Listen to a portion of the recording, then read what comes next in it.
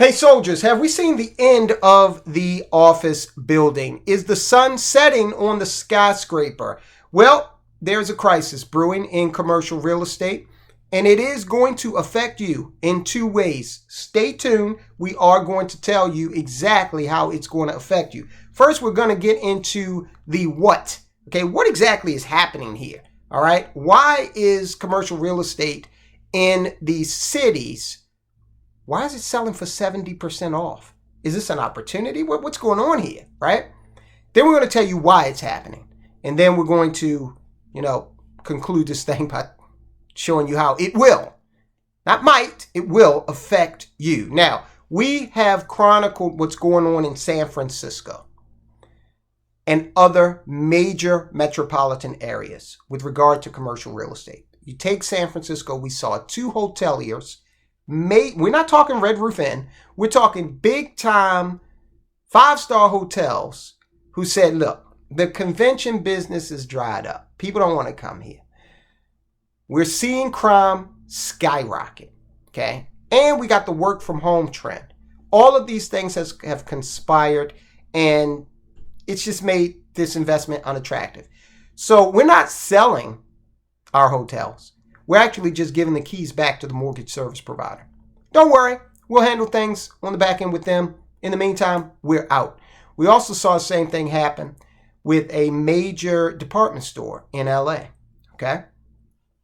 So this is occurring. Now, the Baltimore Sun, they're out there saying, don't panic. Right? Don't panic. Everything's okay. But we're going to show you why this is a crisis. Now, I don't think you should panic. But I do think that you're going to need to bring more urgency to this issue than the Baltimore Sun would have you. Because remember, the Baltimore Sun, let me tell you about this newspaper, okay? They're actually owned by some outfit in Chicago. And the paper is just a left-leaning rag, all right? So they're going to run cover for the administration that runs the city, which is as blue as day is long. Baltimore Sun editorial board tells everyone, keep calm amid commercial real estate panic. Days ago, the editorial board of the Baltimore Sun, which is Maryland's largest general circulation daily newspaper, published an article titled Drop in Downtown Baltimore Real Estate Values. Not a crisis yet. This comes immediately after we talked about these two office buildings in downtown Baltimore that just sold for pennies on the dollar. Now, the one located at 1 South Street, that one sold for 63% off. And the second one located at 1 East Pratt Street, this one has some history with me. I used to work in this building. Verizon used to own that building. And the whole building, all 10 stories were Verizon, okay?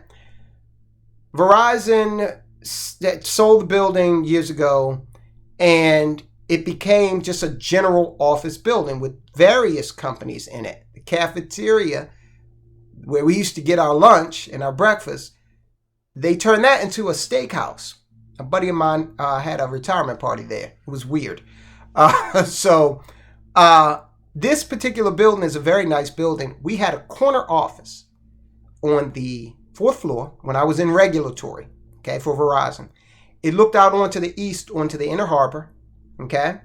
We could see the USS Constellation out there. That was to the east. And to the north, there was, we looked up Light Street, okay? This was just a beautiful setting, and the building was, a great location. But this building recently sold for $55.1 million less than it last traded for. This marks the second office tower in Baltimore's Central Business District to change hands this summer at a steep discount as the troubled local office market resets. Or I would say persist.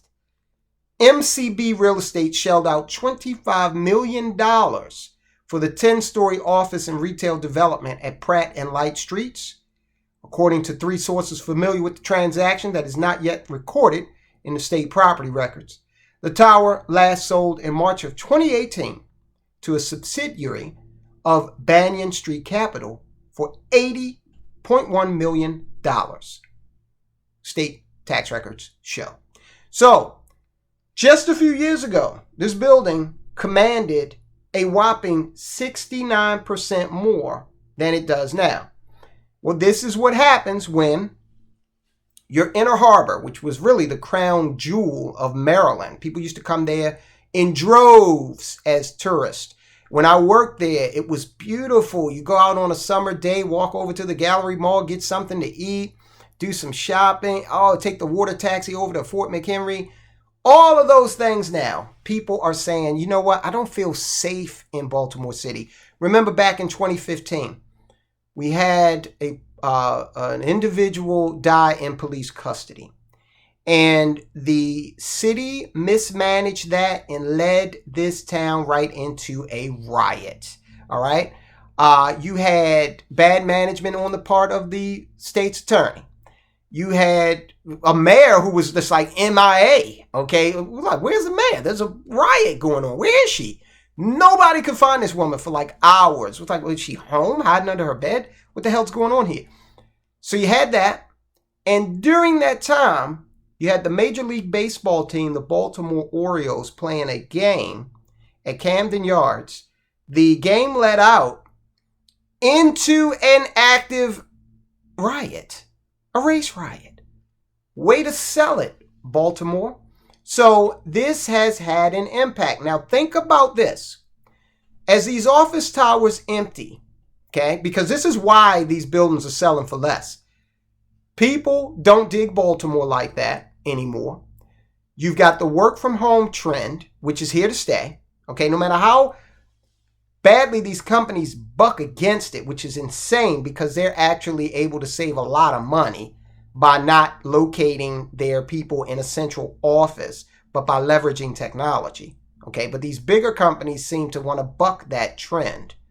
Right, but the smaller companies that occupy these office buildings, okay, these different floors of office buildings, they see the revenue saving, possibilities here in the work from home trend, and they are leveraging that. So you got those two forces conspiring to have people say, you know what? I don't think we need this office building anymore. Or if we have 3 floors, maybe we only need 2 or 1. Okay, let's recalculate this thing and save a whole bunch of money, especially as we go into a recession. We've covered that extensively. All right, so this is going to have another shoe to drop here. That's in tax assessed value. Now, the Baltimore Sun op-ed attempts to downplay the commercial real estate earthquake in the Inner Harbor's business district, citing Maryland Comptroller Brooke Learman, the state's chief tax collector, who says it's no time to panic. But maybe it is time to panic because this is just not something that is affecting the holders of those mortgages where they can't recoup everything they put in. No, this is starting to have a domino effect, and it's going to affect the state because the other buildings in the area, those owners are petitioning the state now to reassess the tax assessed value on those properties. All right, on the properties that they own and have not sold yet. Okay, so this is what we're seeing occur throughout Baltimore City, and we're going to see this occur more and more just generally in office buildings throughout the nation, especially in these urban areas that are beset with these issues.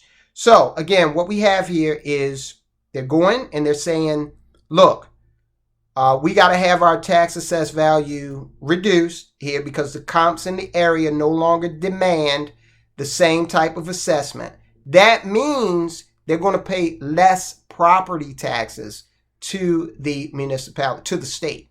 Okay. So when that happens, then the state is looking at a deficit, right? All right. How does that affect you? Well, quite frankly, here's how it's going to affect you. If the state is realizing lower tax revenues, and this is the first way it's going to affect you.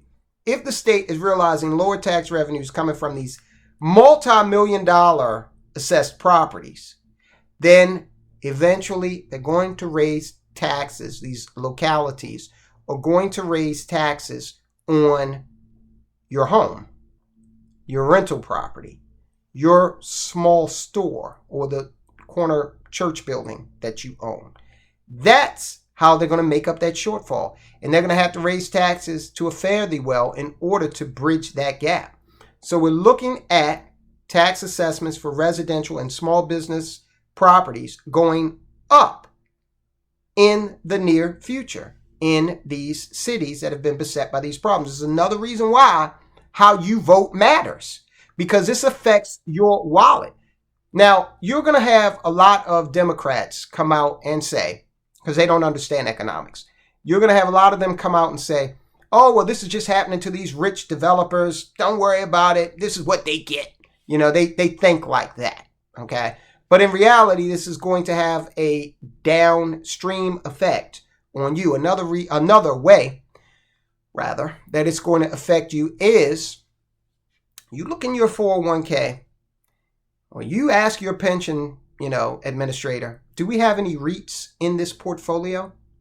And if you do, then they could be in danger of losing some value. Look, Blackstone, we've done reports on how Blackstone's REIT has been beset with requests for redemptions, right? People want to get their money out of the Blackstone flagship REIT.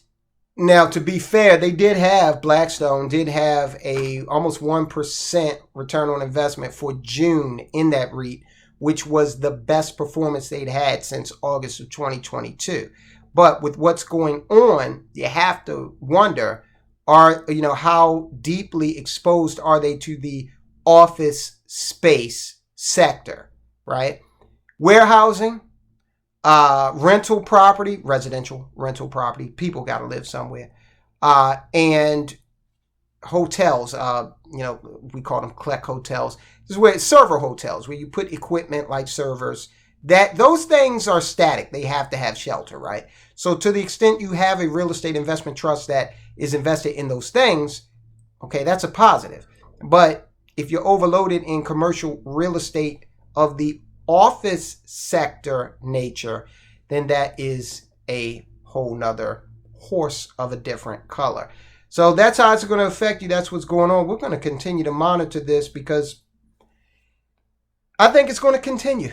All right. And work from home is going nowhere, but it's going to become more ubiquitous. All right.